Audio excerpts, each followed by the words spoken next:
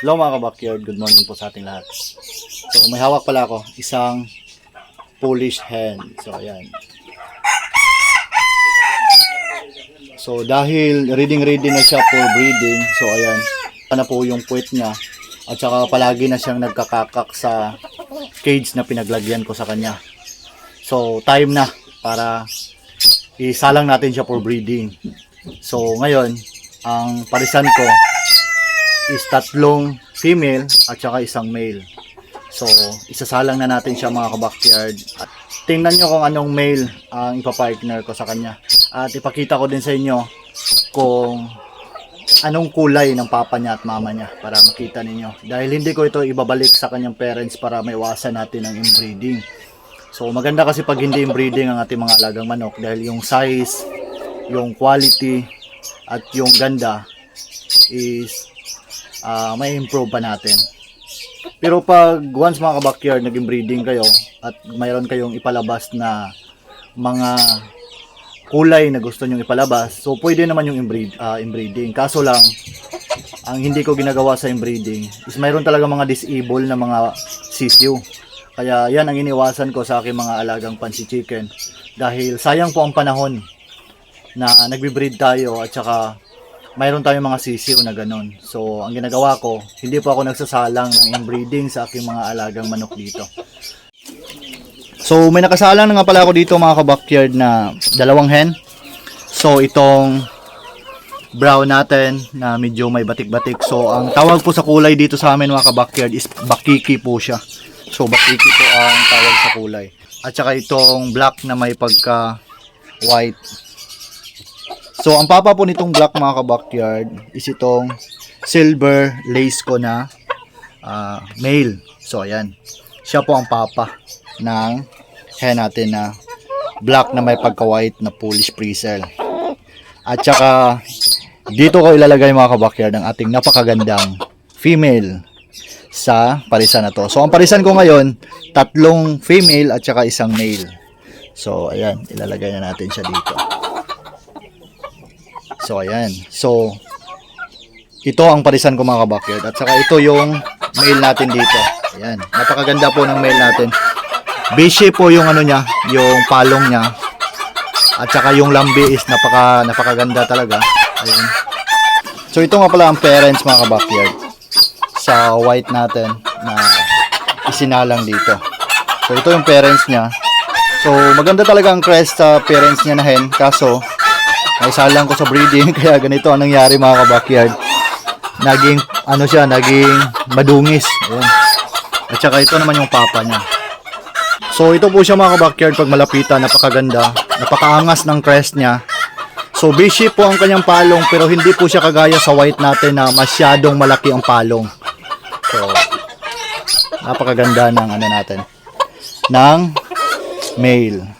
At saka dito mayroon na po silang 2 itlog. Ayan. Ito po yung itlog nila.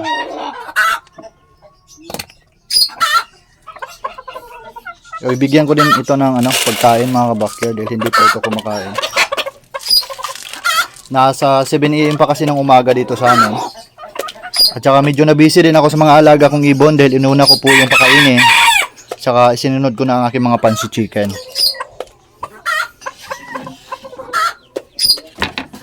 So balik sa topic natin mga ka-backyard. Ito ang pairing natin ngayon na napakaganda. Ayan, napakaganda po ng pairing natin. 3 nagagandahang mga pansi chicken ang naisalang natin sa araw na ito. At saka ang male natin is napakaangas, napakaganda ng kanyang tindig. So bagay na bagay po siya sa 3 female natin dito. Ayan. So ang palatandaan mga ka-backyard na ready na mangitlog ang ating mga female na Polish is kapag nakikita nyo na gano'n na ang hugis ng kanyang puwet. Yan, parang bumuka na yung bumuka na yung balahibo. So tulad yan, parang bumaba na po yung puwet niya. So it means ready na po siya na isalang natin for breeding. At saka pag narinig nyo ang ganitong huni mga ka-backyard, ayan, yung kumakakakak siya, so it means pwede na natin silang isalang sa ating mga male na rooster. mayroon kayong mga police sa inyong area, mga backyard, unang-una nyong tingnan sa inyong mga female kung medyo nag-aalangan kayo na i-pairing ninyo. Tapos kapag ganito na ang kanyang puwet, ayan, kapag bumababa na yung yung balahibo at saka parang bumibilog na, ayan, ito po ang palatandaan na ready na magpa-breed ang ating mga alagang female. At saka kapag gumaganon yung tunog nila, mga kabakyard, so it means pwede na din yang isalang for breeding. So ito kasi ang mga palatandaan ko, mga kabakyard, sa aking mga alagang Polish pag ready na sila na i-breed natin. At saka naglagay na din pala ako dito ng paitlogan. Ayan. So 2 paitlogan po ang nilagay ko. So ayan yung mga paitlogan nila. At saka ganito din kalapad ang kanilang kulungan. So hindi naman masyadong malaki ang kulungan sa aking mga Polish dito na parisan, mga kabakyard. Actually tamang-tama lang to sa kanila.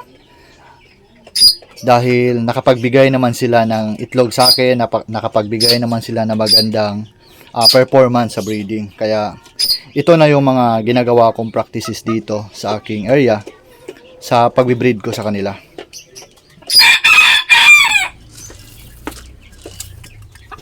So ang ipinapakain ko nga pala sa kanila, mga kabakyard, is itong Gallimax 21. So ito yung pinapakain ko sa aking mga alagang breeders dito na Polish Frizzle at saka Polish. Maganda kasi ang Gallimax 21 dahil napakataas po ng rate sa fertility ng mga itlog sa ating mga alagang manok na isinasalang for breeding. So dito na magtatapos ang video ko, mga kabakyard. Maraming salamat sa panonood. At kung bago ka pa lang sa aking YouTube channel, don't forget to like, share, and subscribe para lagi kayong updated sa mga ilabas ko pang videos patungkol sa aking mga alagang Pansy Chicken. God bless po sa ating lahat, mga kabakyard. Mag-ingat po tayo palagi.